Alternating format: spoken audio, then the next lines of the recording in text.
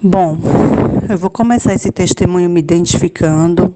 O meu nome é Rosimeire, eu sou mais conhecida como Rose. É, eu sou do estado de Sergipe, mas eu moro em São Paulo há uns 12 anos, mais ou menos. E eu sou casada com um rapaz do Piauí. Meu esposo é do estado do Piauí. E há algum tempo atrás, eu tive algumas revelações e mudei todo o meu jeito de vestir, mudei o meu jeito, né, de arrumar e entrei na doutrina, né, como eu senti de fazer. Então eu entrei numa rotina bem assim, numa doutrina, né, bem restrita, bem,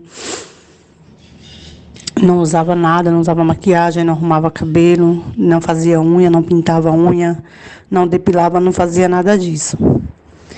E o meu marido, embora tenha respeitado, ele sempre respeitou minha decisão, tudo, mas eu sabia que ele não gostava, era algo que o incomodava bastante.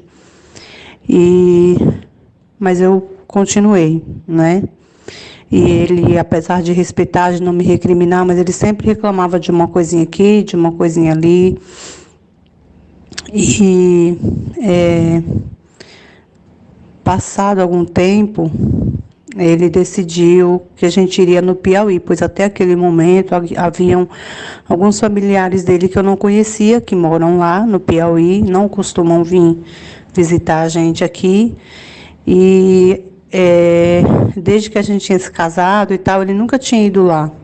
E aí ele resolveu ir lá. Nós fomos passar as férias no Nordeste, passamos alguns dias na minha terra, né, no estado de Sergipe, e de lá a gente iria para o Piauí.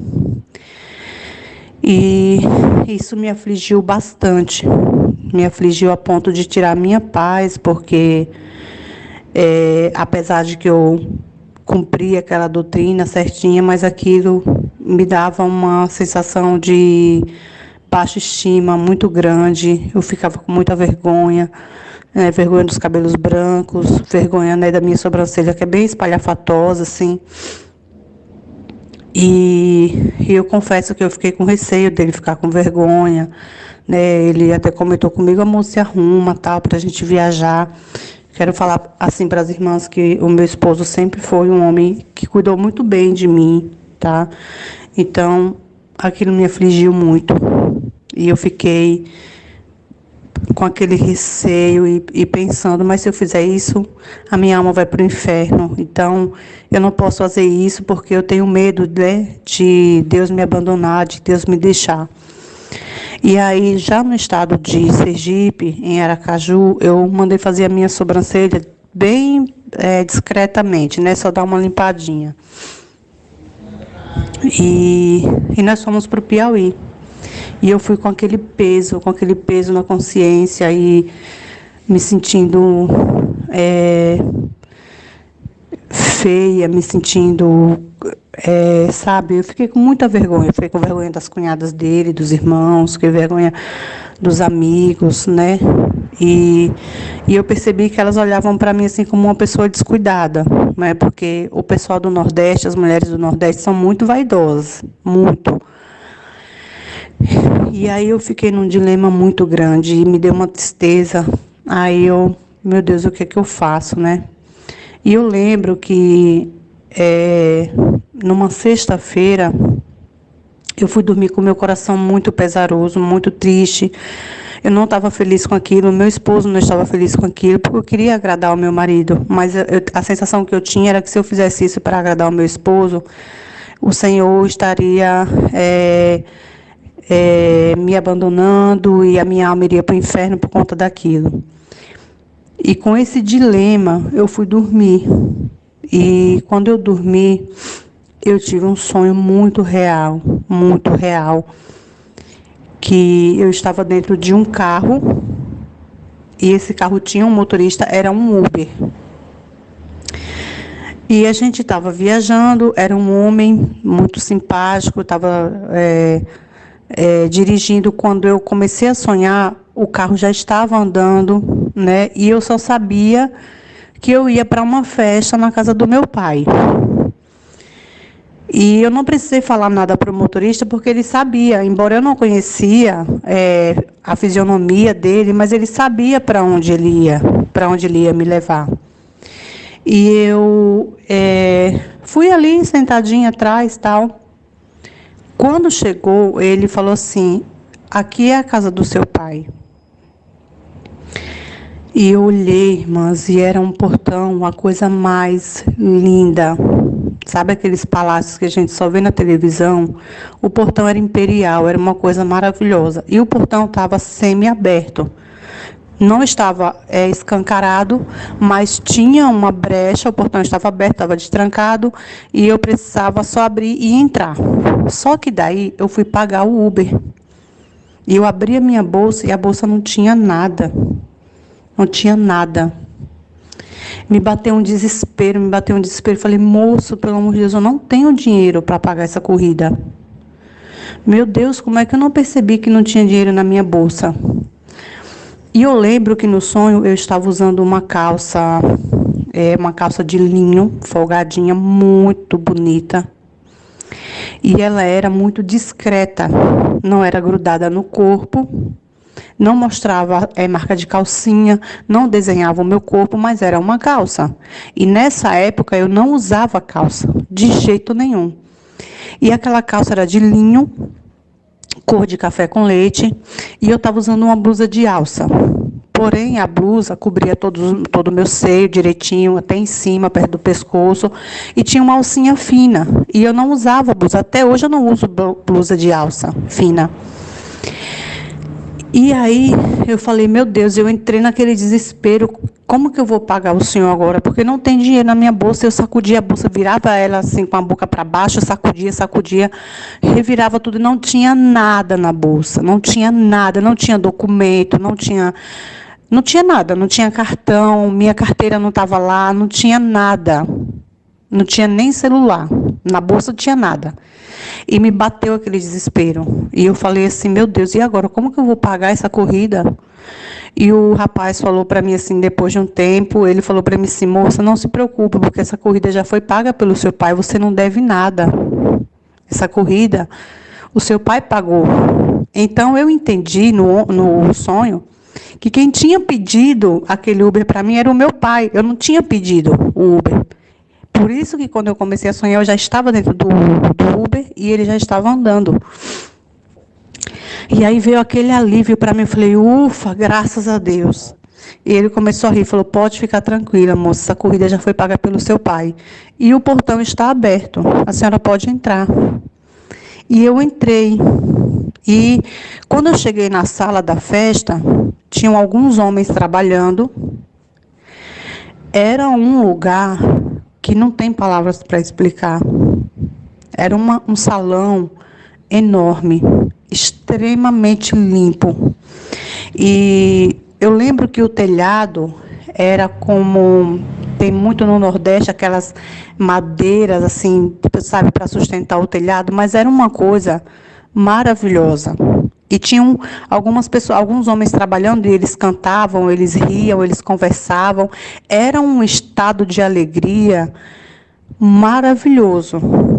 E aí eu olhei para a mesa e a mesa era gigante. A mesa era do tamanho mais ou menos assim de um campo de futebol. E quando eu cheguei, eu vi o meu pai. E eu fui para o lado esquerdo, que ele estava na mesa, e ele falou assim: só está faltando alguns detalhes para começar a festa.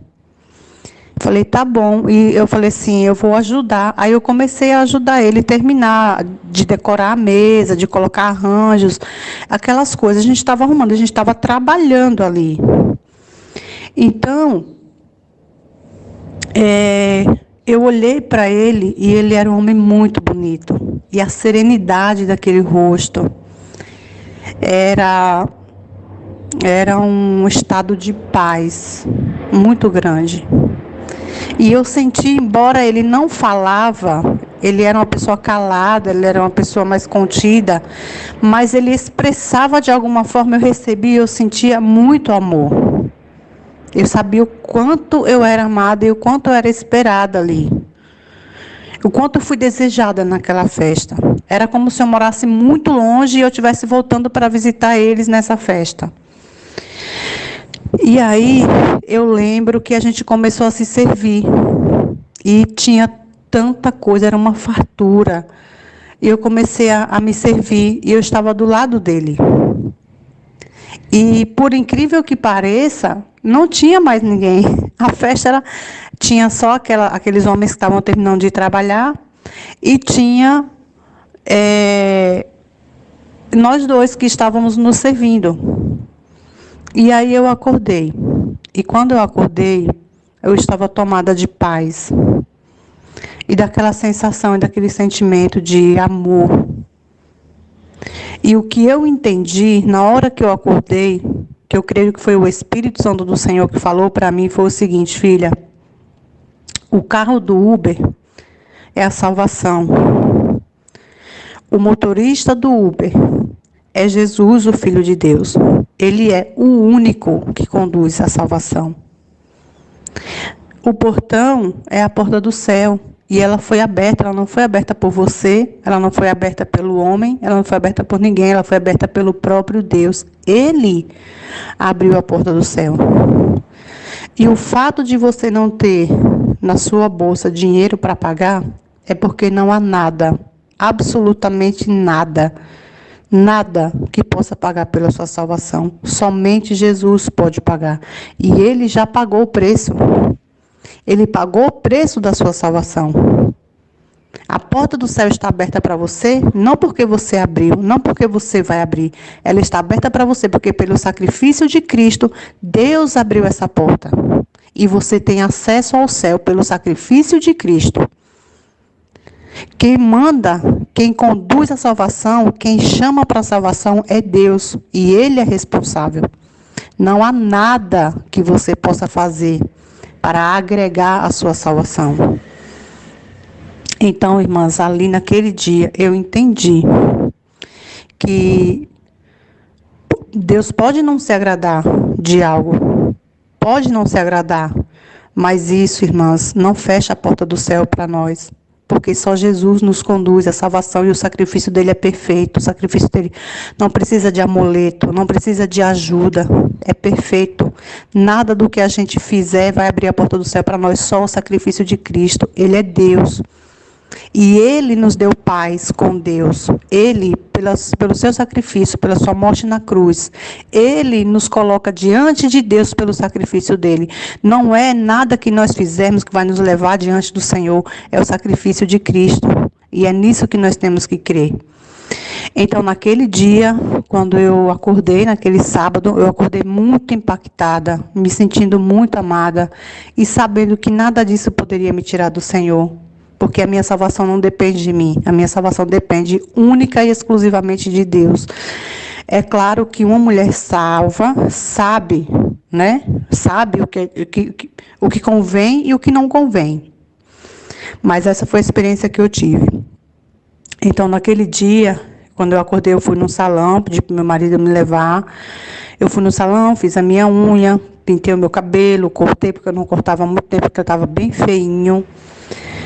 E eu fiquei mais bonita, mais apresentável para ele. Ele ficou muito feliz, os olhinhos dele brilhavam assim. Eu fiquei muito feliz. E o mais importante para mim é que eu sentia paz, amor. Aquele peso, aquela acusação não existia mais dentro de mim. Eu senti paz.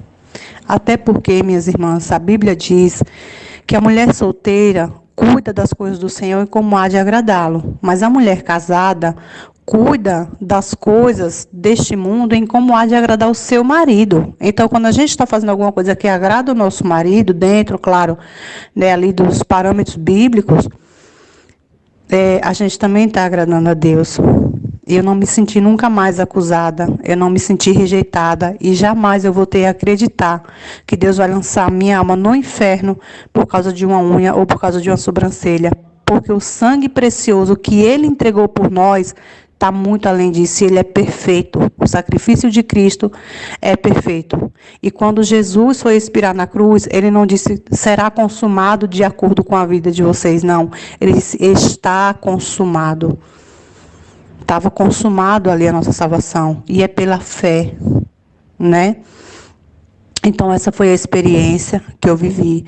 Eu espero que, de alguma forma, isso possa colaborar com você, minha irmã, que talvez esteja se sentindo acusada, né? Embaixo desse peso de acusação, desse peso de reprovação, né?